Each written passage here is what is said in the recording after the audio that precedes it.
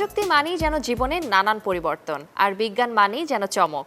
বিজ্ঞান ও প্রযুক্তি দুনিয়ার নানান খোঁজ নিয়ে চ্যানেল 24-এর সাপ্তাহিক আয়োজন কন্ট্রোল এতে সবাইকে আমন্ত্রণ। সাথে আছি আমি সুরভি ইয়াসমিন।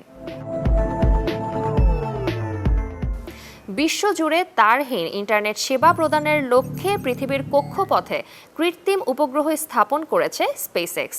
উচ্চাভিলাষী এ প্রকল্পের নাম দেয়া হয়েছে স্টারলিংক। পৃথিবীর কক্ষপথে নতুন আরও 51টি স্টারলিংক স্যাটেলাইট পাঠিয়েছে স্পেসএক্স। স্পেসএক্সের ফ্যালকন 9 রকেট ব্যবহার করে এই স্যাটেলাইটগুলো গত 10 মে সোমবার মহাকাশে পাঠানো হয়। স্থানীয় সময় বিকেল 4:09 যুক্তরাষ্ট্রের ক্যালিফোর্নিয়ার ভ্যান্ডেনবার্গ স্পেস ফোর্স বেস থেকে উৎক্ষেপণ করা হয় রকেটটি। উৎক্ষেপণের প্রায় 17.5 মিনিট পরে রকেটের উপরের অংশটি পৃথিবীর নির্ধারিত কক্ষপথে পৌঁছে স্যাটেলাইটগুলো স্থাপন করে। প্রচলিত পদ্ধতিতে ইন্টারনেট সংযোগ পেতে হলে বিশ্বজুড়ে বিস্তৃত ফাইবার অপটিক নেটওয়ার্কের অন্তর্ভুক্ত হতে হয়। ওয়াইফাই কিংবা মোবাইল ডাটার মাধ্যমে তার ছাড়া এই ইন্টারনেট সেবা ব্যবহার করা যায়। তবে সেজন্য অপটিক্যাল ফাইবার নামের বিশেষ ধরনের তারের নেটওয়ার্কে যুক্ত থাকতে হয় ইন্টারনেট সেবাদানকারী প্রতিষ্ঠানকে। স্টারলিংক প্রকল্প পুরোপুরি কার্যকর হলে অপটিক্যাল ফাইবারের নেটওয়ার্কে যুক্ত না থেকেও ব্যবহার করা যাবে ইন্টারনেট। ফলে দুর্গম মরু, পাহাড় বা গভীর সমুদ্রের মতো অঞ্চল থেকেও ব্যবহার করা যাবে উচ্চ গতি ও লো ল্যাটেন্সির অর্থাৎ বাফারহীন ইন্টারনেট। প্রয়োজন হবে শুধু একটি অ্যান্টেনা। এই অ্যান্টেনা সরাসরি কৃত্রিম উপগ্রহ থেকে ডাটা আদান প্রদানের কাজ করবে। এখন পর্যন্ত 53টি দেশ থেকে স্টারলিংকের মাধ্যমে ইন্টারনেট ব্যবহার করা যায়। বাংলাদেশে সেবাটি এখনও আনুষ্ঠানিকভাবে পাওয়া যাচ্ছে না, তবে আগামীতে বাংলাদেশেও এর অন্তর্ভুক্ত হতে পারে, এমনটাই জানা গেছে স্টারলিংকের ওয়েবসাইট থেকে। এই প্রকল্প বাস্তবায়নের জন্য ইতিমধ্যে 4,300টিরও বেশি কৃত্রিম উপগ্রহ পৃথিবীর নিম্ন কক্ষপথে পাঠিয়েছে স্পেসএক্স। এখন পর্যন্ত 12,000 স্যাটেলাইট মহাকাশে পাঠানোর অনুমতি পেয়েছে প্রতিষ্ঠানটি। তবে স্পেসএক্স আরও 30,000 স্যাটেলাইট পাঠানোর জন্য আবেদন করেছে। সম্প্রতি সৌরজগতের বাইরে এক নক্ষত্র ব্যবস্থায় গ্রহাণু বেষ্টনী শনাক্ত করেছে জেমস ওয়েব স্পেস টেলিস্কোপ। এ বিষয়ে নিশ্চিত করেছে যুক্তরাষ্ট্রের অ্যারিজোনা বিশ্ববিদ্যালয়ের একদল জ্যোতির্বিজ্ঞানী। ভিন্ন এক নক্ষত্র ব্যবস্থায় গ্রহাণু নিয়ে কাজ করছেন জ্যোতির্বিদরা। প্রথম দিকে গ্রহাণু বলয়টিকে যেমন ভাবা হয়েছিল, এটি তার চেয়েও অনেক জটিল। নক্ষত্রটির নাম ফোমালহাউট। নক্ষত্রের হিসেবে একদম নবীন বলা চলে। পৃথিবী থেকে প্রায় 25 আলোকবর্ষ দূরে এর অবস্থান। পিসিস অস্ট্রিনাস নক্ষত্রমণ্ডলের এই নক্ষত্র ব্যবস্থাটি পৃথিবী থেকে খালি চোখেই দেখা যায়। জ্যোতির্বিজ্ঞানীরা জেমস ওয়েব নভ দূরবীন ব্যবহার করে এর ধুলোময় বলয় ব্যবস্থা পর্যবেক্ষণ করেছেন। ফোমালহাউটের বলয় ব্যবস্থা মূলত 3টি আলাদা গ্রহাণু বেষ্টনীর একটি সম্মিলিত রূপ। প্রায় 2,30,00,000 কিলোমিটার জুড়ে এই বলয় ব্যবস্থাটি বিস্তৃত। দূরত্বটা একেবারে কম নয়, পৃথিবী থেকে সূর্যের দূরত্বের প্রায় 150 গুণ। সৌরজগতের কুইপার বেল্টের চেয়ে অনেক বেশি জটিল এই ভিন্নাক্ষত্রিক গ্রহাণু বেষ্টনী। জ্যোতির্বিজ্ঞানীরা 1983 সালে প্রথম ফোমালহাউটের চারপাশে ধুলোময় কাঠামো আবিষ্কার করেন। এজন্য তারা সাহায্য নেন নাসার ইনফ্রারেড অ্যাস্ট্রোনমিক্যাল স্যাটেলাইটের। তবে এই ধুলোময় কাঠামোটির মাঝে যে আলাদা দুটি গ্রহাণু বেষ্টনী আছে, তা জেমস ওয়েবের চোখেই প্রথমবারের মতো দেখা গেল। বিজ্ঞানীদের মতে নক্ষত্রটির চারপাশের এই ধূলিময় বেষ্টনীগুলো গ্রহাণু ও উল্কার মধ্যে সংঘর্ষের কারণে তৈরি হতে পারে। এজন্য একে বিজ্ঞানীরা ডিব্রি ডিস্ক বা আবর্জনার চাকতি বলছেন। এ ধরনের চাকতি প্রোটোপ্ল্যানেটারি চাকতির চেয়ে আলাদা। প্রোটোপ্ল্যানেটারি চাকতি হল নক্ষত্রের চারপাশে ঘুরতে থাকা ধূলিকণার মেঘ। এই মেঘের উপাদানগুলো একত্রিত হয়ে পরবর্তীতে গ্রহ তৈরি করে। নামটিও সেই হিসেবেও দেয়া হয়। প্রোটো মানে আদি, আর প্ল্যানেটারি মানে গ্রহীয়, অর্থাৎ এরা আসলে গ্রহের বীজ। অন্যদিকে আবর্জনার চাকতি তৈরি হয় গ্রহ গঠিত হওয়ার পর। বিজ্ঞানীরা তাই ধারণা করছেন নক্ষত্র সিস্টেমটিতে ধূলি মেঘের আড়ালে হয়তো লুকিয়ে আছে এক বা একাধিক গ্রহ। এই সম্পর্কে নিশ্চিত হওয়ার জন্য অবশ্য আরও বিস্তর পর্যবেক্ষণ ও গবেষণা প্রয়োজন। ভবিষ্যতে এই দূরবীন ব্যবহার করে অন্যান্য নক্ষত্রের চারপাশে ফোমাল আউটের মতো ধ্বংসাবশেষ আছে কিনা তা পর্যবেক্ষণ করবেন বিজ্ঞানীরা।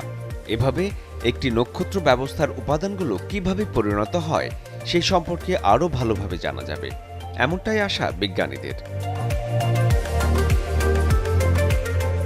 স্মার্টফোন বাজারে চীনা কোম্পানিগুলো দীর্ঘদিন ধরেই আধিপত্যের সাথে ব্যবসা করছে। বর্তমান বিশ্বের 5টি বৃহত্তম স্মার্টফোন ব্র্যান্ডের মধ্যে 3টি হলো চীনা ব্র্যান্ড। বাইদু নামের একটি বিখ্যাত চীনা কোম্পানি প্রথম স্মার্টফোন উন্মোচন করতে চলেছে। বিশ্বের বিভিন্ন দেশের মানুষ চীনা কোম্পানির স্মার্টফোন পছন্দ করেন। ভারতীয় জনগণেরও পছন্দের স্মার্টফোনের তালিকাতে থাকে চীনা কোম্পানির ডিভাইস। সেই বাজারে প্রবেশ করছে বাইদু। আশা করা যায় বাইদুকেও সমস্ত দেশের ক্রেতারা গ্রহণ করবে। বেজিং ভিত্তিক কোম্পানি বাইদু সাউদু নামে ভয়েস অ্যাসিস্ট্যান্ট ফিচার আনতে চলছে। এটি অ্যামাজনের অ্যালেক্সার অনুরূপ কাজ করবে। চীনে গুগলের প্রথম প্রতিদ্বন্দ্বী কোম্পানি হলো বাইদু। যেহেতু চীনে সম্পূর্ণরূপে গুগল নিষিদ্ধ, তাই সেখানে গুগলের পরিবর্তে বাইদু ব্যবহার করা হয়। যদিও হার্ডওয়্যার তৈরিতে কোম্পানির এটা প্রথম উদ্যোগ নয়। এর আগে তারা স্মার্ট স্পিকার এবং ডিসপ্লে নিয়ে এসেছে। আর এখন বাইদু তার পোর্টফোলিওতে স্মার্টফোনও যুক্ত করতে চলেছে। এই বছর প্রথম 3 মাসের মধ্যে চীনের স্মার্টফোন কোম্পানিগুলোর বিক্রি 5% হ্রাস পেয়েছে। আর এই পতন 2014 সালের প্রথম ত্রৈমাসিকের পরিসংখ্যানকেও পিছনে ফেলে দিয়েছে। এদিকে সকলেই জানেন যে চীনের বাজারে যুক্তরাষ্ট্রভিত্তিক অ্যাপল কোম্পানির সবচেয়ে বেশি শেয়ার রয়েছে। আর চলতি বছরের প্রথম 3 মাসে অ্যাপল কোম্পানিটি বিক্রি বেড়েছে 6%। এমন পরিস্থিতিতে বিশ্ব স্মার্টফোন বাজারে বাইদুর প্রবেশকে প্রাধান্য দিচ্ছেন অনেকেই। বিশ্ববাজারে আধিপত্য বিস্তারে ইন্টারনেট ভিত্তিক সেবার পাশাপাশি ক্রমবর্ধমান ইলেকট্রনিক যানবাহন বাজারে ব্যবসা জোরদার করছে বাইদু। বাইদু এরই মধ্যে অটোমোটিভ কোম্পানি গিলির সঙ্গে মিলে একটি স্মার্ট ইলেকট্রিক্যাল ভেহিকল কোম্পানি প্রতিষ্ঠা করার ঘোষণা দেন। বিশ্বের নানান প্রান্তের বাজার ধরতে বেজিং ভিত্তিক বাইদু নন কোর ব্যবসা খাতে বিনিয়োগ বাড়িয়েছে। আর এর মাধ্যমে সার্চ সেবা খাতে প্রতিদ্বন্দ্বী আলিবাবা, টেনসেন্ট হোল্ডিংস এবং বাইটডান্সের সঙ্গে প্রতিযোগিতা জোরদারে সক্ষম হয়েছে প্রতিষ্ঠানটি।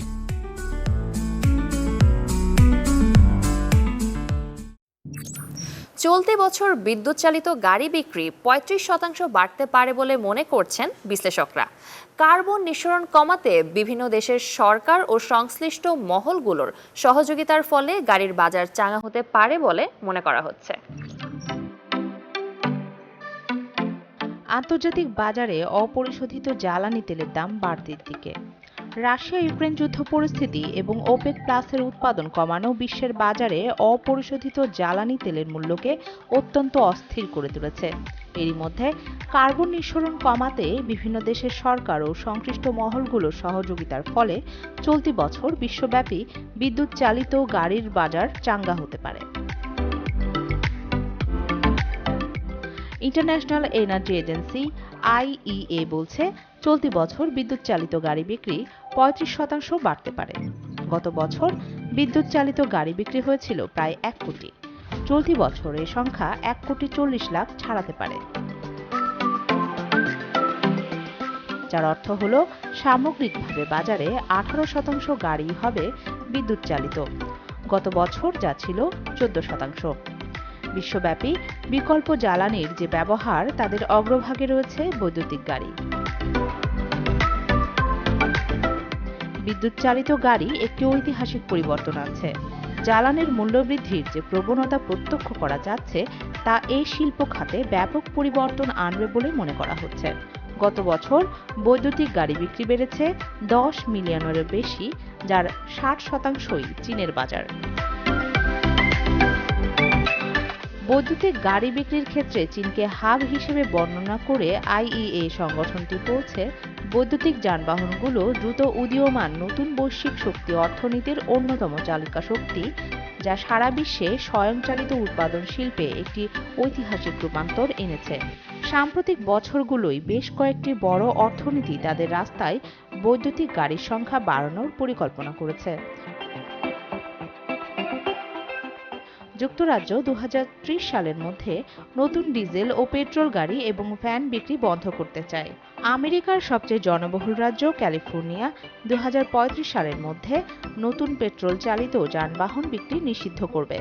এমনকি ভারত ও ইন্দোনেশিয়ার মতো জনবহুল দেশগুলোও গত বছর বৈদ্যুতিক গাড়ির ব্যবহার 3 গুণ বাড়িয়েছে।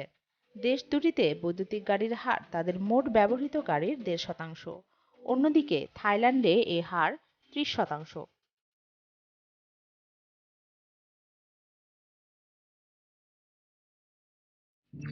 অনলাইন ব্যাংকিং ও লেনদেনের জনপ্রিয়তা দিন দিন বাড়ছে, সঙ্গে বাড়ছে প্রতারণার ঝুঁকি। কিভাবে নিরাপদ থাকবেন তার জন্য রইল কিছু টিপস। নানান কারণে অনলাইন ব্যাংকিং ব্যবহার বাড়ছে। নিয়মিত পাসওয়ার্ড পরিবর্তন করতে হবে সাবধানতার জন্য। হ্যাকারদের হাত থেকে সুরক্ষিত থাকার জন্য প্রতি 2 বা 3 মাস পর পর পাসওয়ার্ড পরিবর্তন করতে হবে। শক্তিশালী পাসওয়ার্ড ব্যবহার করুন, অন্য কারো কাছে পাসওয়ার্ড বলবেন না। নেট ব্যাংকিংয়ের জন্য পাবলিক কম্পিউটার ব্যবহার করবেন না।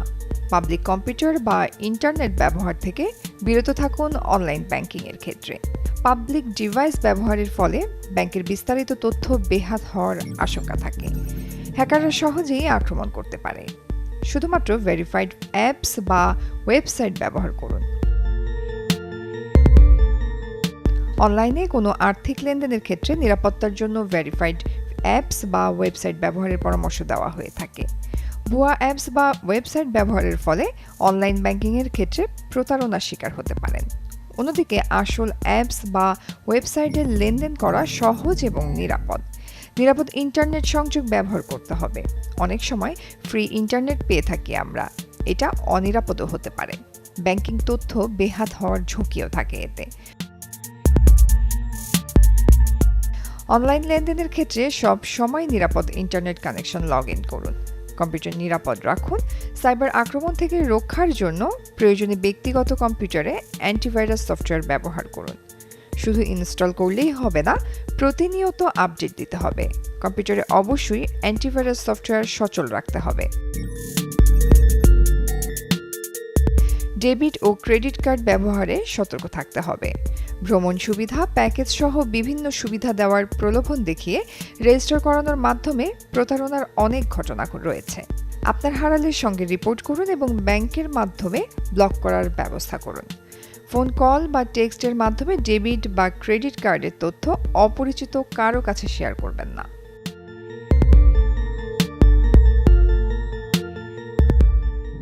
এই ছিল আজকের আয়োজন। প্রযুক্তির নানান ব্যবহার যেন আপনার জীবনে আসক্তি তৈরি না করে ফেলে, সেদিকে খেয়াল রাখুন ও সতর্ক থাকুন। দেখা হবে আগামী পর্বে।